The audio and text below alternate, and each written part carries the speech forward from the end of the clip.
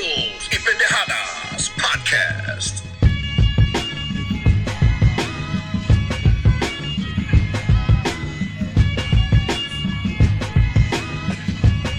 Hello, ladies and gentlemen. We're here with Mr. Juan Torres, El Martillo. Finally here. Been chasing you down for a while, right? Yes, sir. Yeah, I've been chasing him down for a while. We've been talking on the phone. This guy's got an absolutely great story and really, really good example for us Chicanos around the United States here.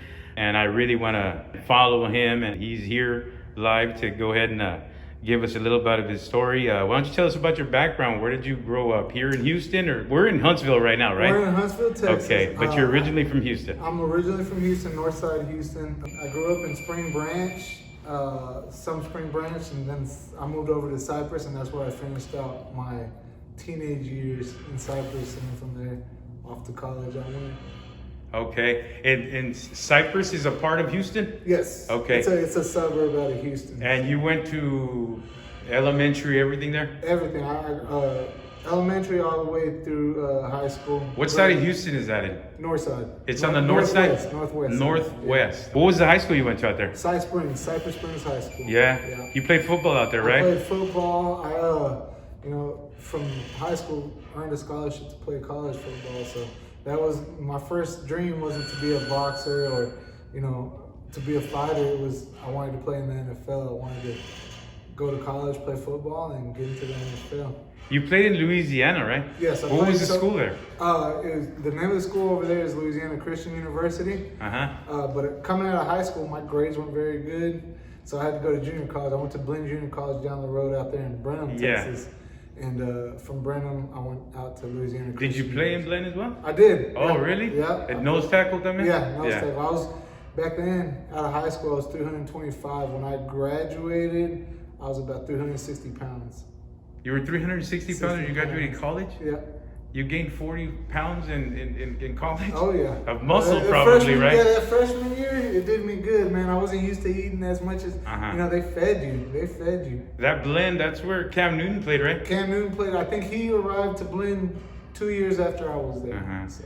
And so before football, that was your only sport? You didn't have any combat sports? No combat sports. I think my senior year, I kind of dabbled with boxing. But the trainer that I forgot the name of the gym. It was a small gym. My friend, one of my best friends, my big brother Tyrone, he's still a pro boxer, and he introduced me into the boxing gym, and I went, and the trainer was like, "Man, you're gonna have to lose about 100 pounds," and I was like, "Oh well, I can't do that right now because I want to play college ball, and you gotta be big to play college ball." So at Blinn, the 2 years at Blinn, that gave you a scholarship to Louisiana? Yes. And did you finish up at Louisiana? I finished and graduated. I finished my college career That's at awesome. Louisiana Congratulations. Christian University, and I graduated with a bachelor's in kinesiology. That's great, man. That's a good example for the young Chicanos out there, man. That's good. And you didn't have good grades in high school. You blossomed into it and you just kept working at it. I'm not the best book smart. I'm not very You're an educated man. That's I'm all that counts, man. And you can say that for the rest of your life. It was hard work, man. It was hard work and long nights, and I like to procrastinate, so it was a lot of the night before a test or the night before an assignment is due is when I would, hit the books hard. Hey, but you hit them and you got it done. I did, and I'm actually working on my master's degree now. I want to be a assistant principal or principal. Awesome, man. With where I'm doing now. That's great. Well, you're a young man, and so you can still make those goals. What about in football? After your football career, what happened? You didn't go to the NFL? You didn't go to a combine? Or did you think of maybe going to Canada, Europe, or anything like that? I got offered a professional contract to play in Finland, but the money, What were they called out there? Huh? What were they called out there? The Helsinki Roosters. Yeah. The Helsinki Roosters. It was a funny name, and I got to try out for I think it was the Northern Saints and the Green Bay Packers, I believe. Out of college, really? The scouts, they said I was just too short. I'm barely 6 foot tall, and all throughout my college career, I was playing with guys that are like 6'7", 6'8", big old boys, 6'8", 300 pounds, 320 pounds, and little old 6 foot, 360 pound me. Yeah. So I just wasn't tall enough for that. Really quickly, and I want to hit on this just for kids out there who don't want to get out of where they're living, or they want to stick around the barrio, they want to hang out with the homies, or they just don't feel comfortable leaving. How easy of a decision was it to for you to leave the hood and go to a school? It was always the goal to get out of the streets. I don't understand how people and Coach can vouch on that too. Just I don't understand with all that's extra stress, man. Worried about getting shot at, stabbed, all that crap. And that definitely was happening around that area. It was around that area, man. Because I've been around that area recently, and it's pretty nice now. They got high rises, gentrified. It didn't look like that back then. No, it was still country. It was still country when we were out there. But when Katrina hit is when everybody started moving back out into the suburbs. Because my parents they hustled and did what they had to do to keep us away from that. And you started seeing everybody coming out from in the inner city, and you in front of the neighborhood, you'd see dudes getting shot with AK-47s, getting killed, and they had people from Louisiana coming with Katrina. So it was definitely. I remember that time. Texas got a big influx of them. Right, and it was a rough time. Everything was different. Now you go to the area where I grew up and left high school, and it looks just like the hood. It looks like the inner city now. Yeah. So, well, I'm glad that you made it out, man. You're a good example, for the kids there. But what made you get into combat sports? We talked, and I know, you've done MMA, you've done bare knuckle fighting, which is freaking crazy. I saw your fight. I can't believe you did that. And then you've done boxing as well. When did you start your combative sports, and how did it, come to this boxing and the hardware there? Combat sports has, I guess, been in my life my whole life. Just because I didn't do boxing in high school or anything like that, we were out there fighting in the street, man. We were out there in the middle of gunshots, fighting with dudes for whatever reason, stupid reasons, and it was natural. It was one of those things where in the streets, you either fight or you get your ass whooped, or later on, it's kind of like prison. Like, you're gonna end up being a punk. Everybody's gonna know you as a punk. Yeah, you're gonna be a poo butt. You didn't throw your hands, So early on, it was just one of those things like, okay, well, you called me this, or now we're gonna have to fight. And it transitioned. And when I graduated, that's one thing about me is I'm a competitive person. So I always want to do better, or just, I want to keep getting better as a person. And even, right now, I always strive to be better. And it was one of those things where I had a friend, Will Tubbs, graduated in college, and he introduced me into MMA because I was the cage fighting. Said, you should come to the gym. I think I just beat up a frat boy in college. I punched him and he fell off I wasn't always a good person, so, and he said, man, you like fighting so much, you should come to the gym. I go to the gym, I'm like, yeah, I do like fighting. I'll take it up. Go to the MMA gym, and little scrawny dude, man. I look at him, I'm like, man, really? This is the guy you're gonna make me, spar with? I get in there, start sparring, and he tears me up, man. It's a whole different experience, man. It's just knowing how to actually really fight, box, grapple, whatever it is, compared to, being out in the streets and thinking, oh yeah, I can fight. I'll drop anybody type mentality, So that's kind of how I got into it, and then I became intrigued with the jiu-jitsu and wanted to learn more about how to stand as a boxer, as a Muay Thai fighter, You're just hungry for the knowledge. I was hungry for it, and just recently with the bare knuckle boxing thing, that's right up my alley, man. That's what we did growing up. Yeah. Bare knuckle fight, said you don't have to worry about getting shot at or stabbed in the end, so it's all good. Yeah. And so what is the gym called here? What do you call this gym? This Hit City Boxing. Hit City Boxing in Huntsville. Hit City Boxing in Huntsville, and my coach, late coach Mike Hamilton, he's the one that started this up. There was really, besides Alfonso Lopez, there was really no boxing gym in town, in the middle of town, and he was doing the same thing. He was bringing kids from because we're in the hood right now. This is the hood out here in Huntsville. And he was bringing kids in, training. Yeah, me and my wife knows that coming in because we're from a hood in the valley, but we're from the valley where it's just 95% Hispanic. I don't know if you've ever been in the valley, if you've heard of the valley, but it is just like 95% hood, but it's all Hispanics. We came down here and said, man, this ain't that bad. We said, it just looks like home. Yeah. And then, but we said, oh man, but no, it's a different hood though. Yeah, driving down, MLK, this is the main road, Where, they got a whole bunch of, young ass kids think they're gangbangers, and, what he did is he just trained them for free, try to get them out. So this is a community gym. It's a community, we want everybody, we'd rather have everybody in here than out there. And Mr. Michael, what was his last name? Michael Hamilton. Michael Hamilton. I know he means a lot to you. I've seen your posts on him, and it was something I wanted to ask you about, and I appreciate you opening up about that. We got another gentleman here. So you want to introduce him? Yeah. So this is my coach, Earnest Johnson, and he was one of his best friends. When I'm still a knucklehead. Like, I gave him such a hard time and stressed him out so much because I don't listen. I'm not a good listener. I hate listening. I like doing my own thing. And, he brought him in. He was like, man, I need you to get with this kid before I knock him out. Like, he won't listen to me. Yeah. And, he just came in and everything just flowed right. And, without him now, this gym wouldn't be open because he's pulling all of the weight. Tell us a little bit about yourself, sir. Tell us about your boxing background, your training background, how you got started on all this.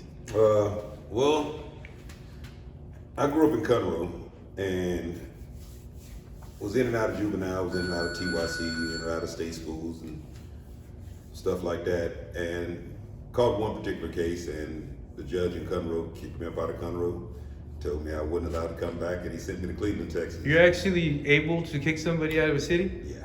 Wow. That's a cool story. The judge out of Conroe, Texas. And he kicked me out of Conroe and told me I couldn't come back except to visit. Couldn't stay in Conroe. If I stayed in Conroe, if he found out I was living in Conroe, then he was going to have me locked up again and incarcerated. So my father, who was recently released from prison, I went and stayed with him. And Cleveland and Conroe was kind of like a rival. So I fought every day. Every day in school I fought. I mean, I grew up fighting, but every day there I fought.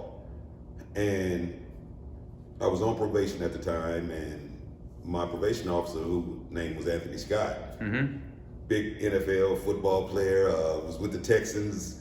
I mean, just huge guy, like 6'7", 380. I mean, just a huge guy. One day I go to visit him, and he brought a detective in from Shepherd, Texas, named Detective Yates. And Detective Yates came in the office and told me. Sounds like a cop's name. Detective Yates, he was like, I'm here, you like to fight. So, well, I'm not gonna let nobody, bump me. Yeah. That's what you're saying. So he said, all right, meet me at this address at 6 o'clock. And I met him at the address, come to find out it was a boxing gym, Cleveland Boxing Association. And he took me in and introduced me to the man that actually became like my father. He was one of the first father figures, rest in peace. Mike Buckley, he was one of the first father figures I've had as a kid growing up in the streets. And he looked at me and had to raise my shirt up, turn around. He liked to fight. And I said, yes, sir, I do my best. And he said, okay, glove up, put me in the ring with a guy named James Cook. I'm 220 pounds. This guy named James Cook, he's 160 pounds. I whooped my butt. Never had my butt whooped like that before in my life. And it actually honored me and taught me some respect, But from that day forward, I was in the sport. I was boxing. Awesome, man. That's great. And then how did you end up here? I was coaching at a gym in Conroe. And Mike used to bring his fighters down to Conroe to actually get some sparring in. And while he was there, me and Mike, we would talk all the time, and Mike would always try to convince me, hey man, won't you leave that gym and come down here to Huntsville, man? we can make champs, man. I'm like, nah, man. You know, I appreciate the opportunity, man. I love you, bro. But I'm loyal. I'm loyal to a fault. And anybody that gives me an opportunity gives me a chance. You know, you never have to question my loyalty. I'm there to, you tell me to leave. You know, and it's kept bringing his fighters back and forth, back and forth. I would get with him down in that gym. I would, Torres included. You know, I would work pads with him and I would talk to him and things like that and just give him some pointers and stuff like that. And some of the fighters would tell me, hey man, why don't you come down to Huntsville and, you know, help me train. One thing led to another, and that situation in Conroe expired. And Mike ended up hitting me up and he was like, you come to Huntsville now, right? And actually I came in and man, you know, me and Mike clicked, and we clicked so much to where it was times when Torres thought we talked on the phone, because Michael started his classes around a certain time, and then when I'll get there, I'll have the guys doing something totally different, but it all coincide with exactly what Mike just got through working on them with. And it's like, dude, we ain't had enough had that talk. It was just connection. telepathy, man. It was just there. The chemistry, the love, the bond, you know. ESP. It was just there, man. It was, you only meet guys like Mike a couple of times in your life, man. He was that real. So the gentleman left an impression on the community and everything, kids. 100%. Yeah, you guys have a youth program, like a amateur program? And actually, I have two amateurs here that actually was Golden Gloves last year. Awesome, You man. know, That's one good. of them- Good job. One Good of them was work. first place, and one of them was Jaden. He's 12. He's 13 now. He won Golden Gloves. And Eli Garza, you know, he's gonna always be our champ. He placed second in Golden Gloves at the age of 8. Yeah. You know, so The thing I noticed about you guys is talking about the Garza. Eli Garza. Talking, you bring him up. What I've noticed, seeing footage of you guys and seeing your footage on IG, you guys have a lot of mixture of Mexicans and black people. Tell me a little bit about that and how it helps out. I get a lot of Latinos. Torres having to bring in a lot, you know, just from his name alone, you know. But I don't know what is it, and it's something. But it's a beautiful thing. It's a beautiful thing, you know. I don't have a problem with it because, as I've always said, as other people have said, you can't pick up guns with boxing gloves on. So as Torres mentioned already, you know, we would rather I would train every kid over here in these projects 100% free versus having them out here on the corner hustling, doing whatever they're doing and things like that. You know, we'd rather have you here than out there all day long. So it doesn't matter your ethnicity, you know. I mean, if you want to get off the streets, we're there 100%. Right. Get inside. You're right. Unless you wanted to come inside, so he's honking the horn. I'm sorry, go ahead.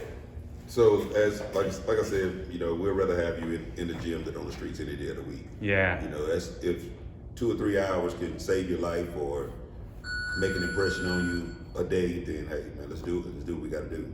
We're all about positivity on this channel and helping out the community. So that's a beautiful thing you guys do, man. I really like that you guys, are intertwining, Mexicans and blacks and getting together. And, black and browns got to come together, man. We got to, Facts. if we do, we're a lot stronger. Man, totally 100%. I mean, we're all striving and struggling for the same thing, right? Same goal, stay positive. Everybody's striving for that little bag and everybody help each other out, right? Yeah. And that's boxing styles too. That's a big thing because with him, I get and I tell them all the time. With him, I get my footwork, my jabs on point because of him. And then I go over to Jose. Yeah.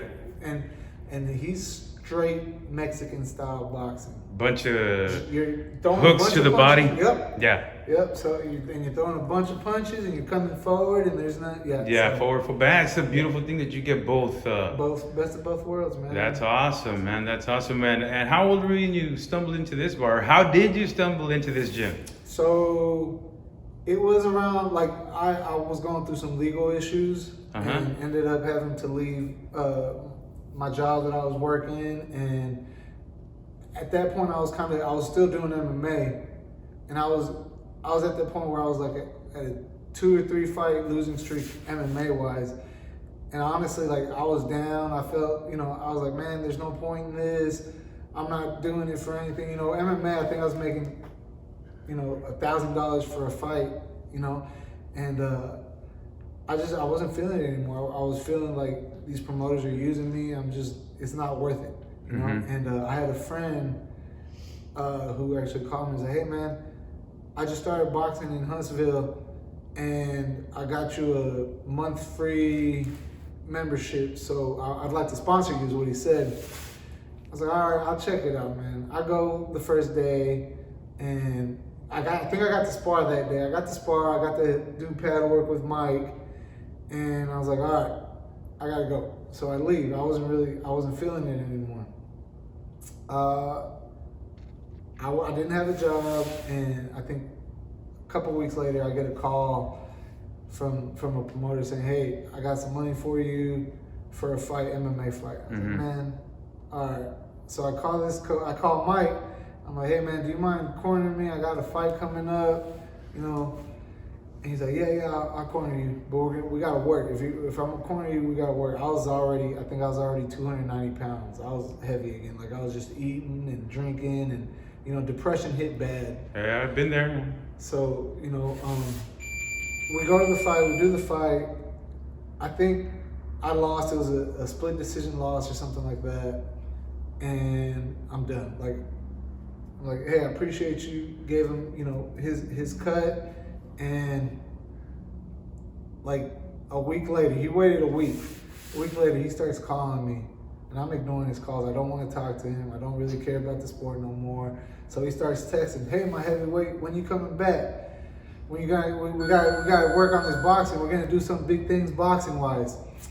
Like, man, I'll come back tomorrow. Text him, put my phone up.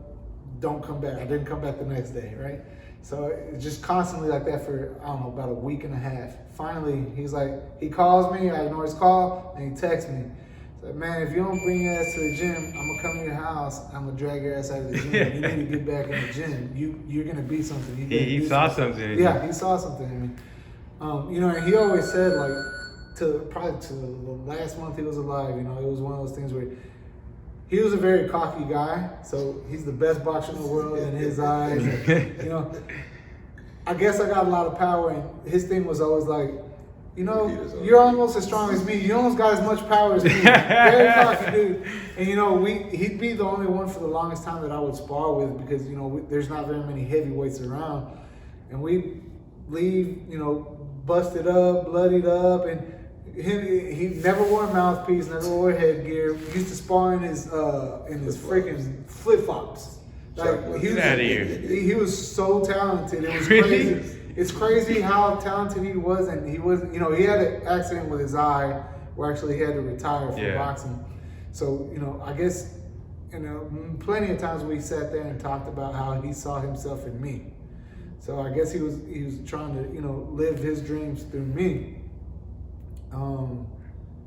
It was just one of those things. Yeah. He forced me back into the gym. He did a good job with you. I see all the hardware there. Why don't you tell us a little bit about your hardware there, man? Man, I've got my ABO regional title, my ABF American title, which is I think a national title, and then I have my ABO Intercontinental title. Man, all three of these are, because of Coach and Mike. Without Mike pushing me, man, I was at the point where I was ready to just go. I was done with life, period. Yeah, but we all get there, but something pulls us out. I don't know what it is, but it does pull us out. Talk to us a little bit about your career now. You're a coach now. I know you've been through your struggles, and you're a dangerous kid growing up, I hear. Yeah. But now you're an example. You're a coach. You're helping kids out. You've trimmed down a lot. You've lost a lot of weight. That's really important, especially for all of us in the brown and black communities. I mean, all of us suffer from diabetes and eating all kinds, man. What's the message you have for the kids out there? I personally love that 60 days, kids. Get out there, at least get 60 minutes of working. every day. You know, don't just be there on your computers and eating snacks and things like that. Get out there and do something. Move your body, move your blood. Trust me, from somebody who knows, because I've been sick. I was a chubby kid all my life, chubby adult, and you know, I've had my bouts with some sickness, and I know it had to do with being overweight. What's your message to the kids as far as, you know, positivity, as far as coming out, especially brown and black kids, obviously, because we're the ones that suffer from diabetes and overweight, and you know, what's your message to them to motivate them to come out and get healthy? It's just, you know, you just gotta stay the path. You know, there's gonna be days where you just don't feel like doing anything. You just have to push yourself. You know, I get up 3:30, 4 o'clock in the morning, and I don't want to most of the time. I'm tired, you know, and you just mentally have to tell yourself, you just have to stay the path. You just have to stay the path. I think the best thing for, especially in this town and, you know, everywhere else, but just staying active, doing something, sports, school sports, or, you know, I've got my kids in like 3 different sports. You know, keep them busy, keep them out the streets. That's the best way to go, you know. Awesome, beautiful. How about yourself, Coach? What positive message you have out there for the kids? Don't be afraid or ashamed to be lame. If I could rework it, if I can take things back, I think I would be a swear. You know, I would be a lame individual, because those lame individuals end up being CEOs. They end up owning companies, and we end up, the hip ones, we end up going to those lame individuals looking for a job. Yeah, later on. Looking for employment. Yeah, I hear you, man. I've been there. I've seen it happen. And, you know, you look at them and you're like, dang, you know, I wish I could have. But, Facts. you know, it gives you motivation to Man. change your life. It's never too late. Yeah, it's tough out there, man. And what about the health with the kids? What do you Obesity recommend for them? is one of the number 1 killers Yeah. in our community. In both of our community, You yeah. know? Because Torres has a stigma. And I do it periodically, and Mike used to do it all the time. We'll call him fat. Call him fat, it gets him motivated. Yeah. And he'll go home for 2 weeks straight and think about that to where he's resting his night. You know, he'll be sitting there looking at himself like, man, am I really fat, coach? Dude, I was joking. You know, but obesity, man, obesity. I stopped eating beef and pork in the early 90s. I only eat chicken, fish, and turkey. Really? No beef, no pork. Can't tell you what a pork chop tastes like, a hamburger, steak, anything like that. I don't know what that tastes like. Yeah. You know, easy transition. It wasn't hard. I stopped eating it because I was lazy. Yeah. You know, when I was fighting, I got tired of eating, you know, having to work so hard between fights, because I fought at super middleweight. I fought my first fight at light heavyweight, and the rest of my fights I fought at super middleweight. And we fought every weekend back then. You know, it wasn't wait a month, wait 2 months or 3 months. You know, in the early 90s, we fought all the time. So you had to stay ready. You got to stay ready. And I got tired of having to work so hard to lose 5 pounds, you know, to stay in shape. So I stopped eating red meat. And like I said, 100% because I was lazy, not because it was a diet choice. And once I took that out of my diet, you know, maintaining my weight was super easy. But, you know, getting some type of fitness program, you know, we grew up to where you go outside, you find something to play with, you know, you stay outside, you come back in, you stay in. So we hated inside. Now kids these days live and dream by being inside. You know, they quick to put on television, they quick to have a phone in their hand, a tablet or something like that. Parents give it to them to pacify them and things like that. I hate it to the fullest, man. An hour at that kid's day, man, might change that kid's entire life, might change his entire mentality and the direction they actually go in life, you know. Because even with Torres, you don't have to learn it from me, but somebody at this gym, you know, you can pick up on it, you can learn from it. You know, I got a guy that joined the gym about a month, 2 months ago over there, and he's not even from the United States, you know. He actually went home for Christmas and went to Europe. Yeah. And I'm eating that chocolate that he brought back, but still, you know, brought me some chocolate from Europe. But the guy, it's not easy for him, you know. He'll be the first one to tell you, another kid that just started, he'll tell you, it's definitely not easy, man. And he knows he's an ex-swimmer, and this is a whole different workout, you know. But as long as you stay the course and you come back day after day after day after day after day, it's not going to get any easier, but it'll get bearable, you know. And I would tell all these kids these days, man, get in something, anything, do something. I don't care if it's skateboard, you know, if it's BMX and get out the house, put the phone down. Anything, right? Yeah, it doesn't have to be Take a break. boxing. Yeah. It doesn't have to be boxing. It can Find be something anything. you like and go with it, man. Yeah, Yes, yeah. man. No, I hear Staying you, man. active. That's a beautiful message. This channel, I know, the name gives everybody the impression that we're just out there to have fun and things like that. But I really wanted to meet with Mr. Torres here and his coach. I really felt that there were a good message out there, positivity, black and brown getting together, fighting for that same cause, striving, struggling together. For all oppressed people out there, we want to give them positive energy, and these guys are doing just that. I thank you for everything you're doing in the community, Mr. Torres, yourself as well, Coach. This is not the last you're going to see of these guys. They have given me permission to be here at their wonderful gym here in this community. I will be coming by. You'll see some action footage from this gentleman. I'm telling you, he hits like a train. You can see him on his IG. Can you tell the people where to find you? What is it? El Martillo. El Martillo. Hold on, let me look.